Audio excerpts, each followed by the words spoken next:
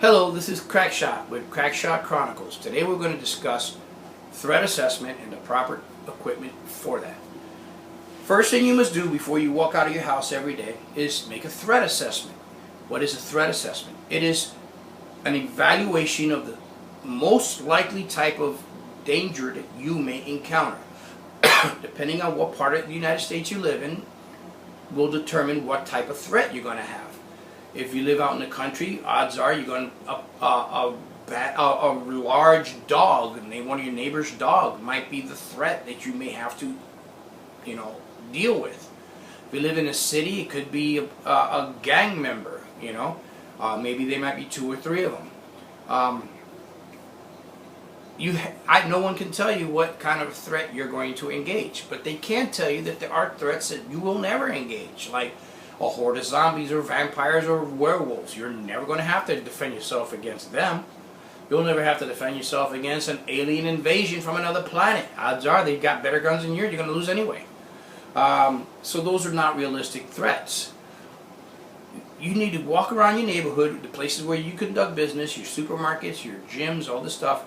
Look to see what is the threat. Are there dark alleys where I'm usually parking too close to, where I could be abducted and drugged into?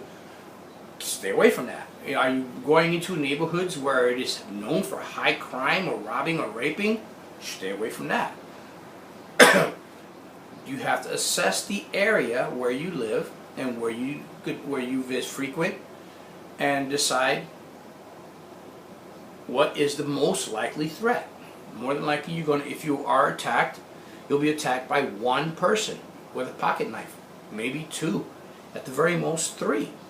With something like that, a lot of people in the gun industry want you to think you have to have 1,000 rounds in your guns. You got to have a semi-automatic with 15 rounds. That was great if that's what you want to do, but you don't have to. I often leave the house armed with nothing more than a 5-shot 44 Magnum. And normally this 44 Magnum is more than likely, if I'm going up against people, it's going to be stoked with 44 specials. This is the bullet the 44 special does. It's got 5 shots. If I shoot the first bullet and make a center mass hit, I feel pretty confident that the other 2 guys are going to take off running because they don't want to get shot. If they are bad enough and they decided they're going to hang around and keep causing me trouble, to keeping my life in danger, I can use a speed loader to reload when I empty out these 5.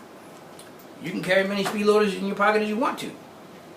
You don't have to have 15 rounds of ammunition in a semi-automatic unless that's what you want. You got to make every shot count because you are ultimately responsible for the final resting place of every bullet you fire, whether it goes through the individual or not. So the equipment that you have to make sure. I don't typically use a 44 Magnum because it may be too overpenetrative.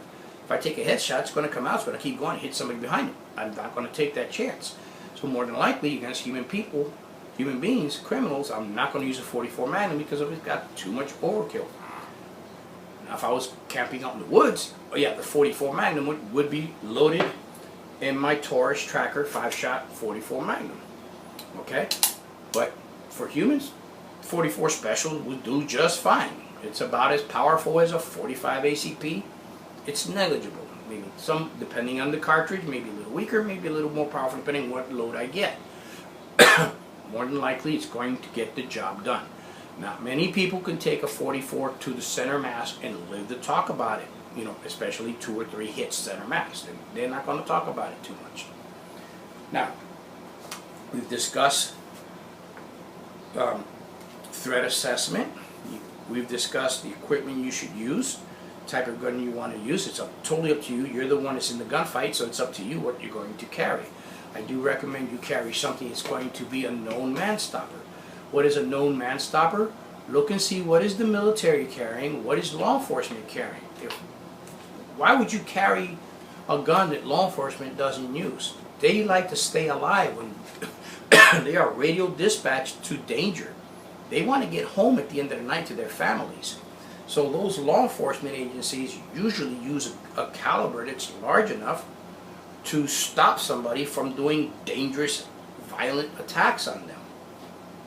Well, it makes sense to me if a particular projectile is good enough for the cops, it's probably good enough to keep me alive. So I won't carry a gun for personal protection chambered in a caliber that most law enforcement and military won't carry. And I'm talking about things like the 17 caliber, the 22 calibers. I wouldn't carry any of those for self-defense. The 32s, the 32s, 380s. I'm not saying that they can't protect you. Of course they can. Even a 22 can be lethal. But if the cops won't carry it, and they're the people in the know for what type of gun you should be using to protect yourself, why would I?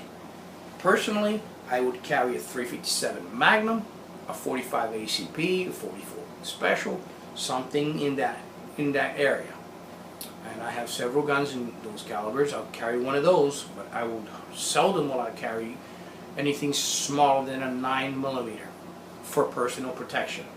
I'm going to venture out and say I'll never carry one, unless there's no other choice. I mean, a 25 ACP is better, or a 22 long rifle is better than a sharp stick, but it's not an effective man stopper. When somebody attacks you, you want to stop them. You don't want to injure them. You want to stop them. Another thing you should carry on you if you do get yourself in a situation is a cell phone. Why? Because you should be calling 911. Have them on the phone. Have them hear what's going on. Let them know what you look like, what your name is, who you are, so that way they know you're the one being attacked. Especially description of what you're wearing, because you don't want the cops to show up there. Oftentimes the cops show up at a scene and the only information they have is shots fired. They don't know how many, they don't know who the bad guy is. They're coming there to make an arrest, and they don't know who the bad guy is. All they see is a person walking around with a gun in his hand shooting other people. More than likely they're going to pull their patrol car over, they're going to pull out their guns, and they're going to open fire on that person shooting. You don't want to be that guy when that happens. When you see the cops' cars show up, put the gun down on the ground, distance yourself from the gun, and make sure, don't do this without getting shot by the bad guys. More than likely, the bad guys will not be shooting at you when the cops show up. They're going to run. But the thing is, you don't want to be having your gun in hand when the cops show up to do their threat assessment. You don't want to be considered a threat. So we've covered threat assessment. We've covered the type of gun you have. We've covered you should have a phone with you, so that way you could be prepared by letting the cops know what's going on. Another thing you should do is you should don't make yourself a target. What I mean by not making yourself a target is, if you go into the jungle in Africa and you have a rope around your neck with a raw piece of beef on you, and it's just dripping in blood, lions, tigers, cheetahs, leopards, they're going to smell that. Hyenas, and they're going to be like, I smell meat, I smell blood. They're going to come get you, they're going to eat you. The same thing happens in the civilized world.